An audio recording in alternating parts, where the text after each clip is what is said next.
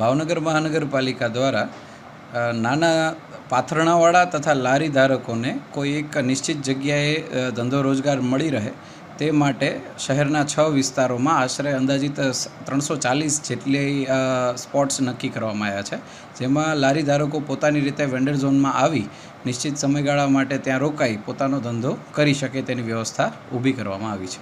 કેવા પ્રકારની વ્યવસ્થા કરવામાં આવી છે અને શું છે? શહેરના 6 વિસ્તારોમાં વેન્ડર ઝોનનું આયોજન કરવામાં આવેલ છે, જેમાં દરેક જગ્યાએ બ્લોક્સને એની વ્યવસ્થા કરીને સેગમેન્ટ વાઇઝ લોકોને ફાળવણી કરવામાં આવે છે. હું એવું માનું આજે ભાવનગરમાં હાલની ગેરકાયદેસર દબાણો જે છે એમાં ખાસ કરીને નાના નાના વેપારીઓ જે રોડ ઉપર ઊભા રહે છે એના વેન્ડર ઝોન 6 બનાવ્યા છે, પણ મને એવું લાગે સક્સેસ નથી. અત્યારે 50 જેટલા લોકો જ વેન્ડર ઝોનમાં પોતાનો વેપાર કરી રહ્યા છે. મને એવું લાગે છે કે કદાચ વેપારની જગ્યા અનુકૂળતા વેન્ડર ઝોન નહીં બનાવ્યા હોય એના કારણે પણ વેપારીઓ ત્યાં જવા અચકાતા હશે.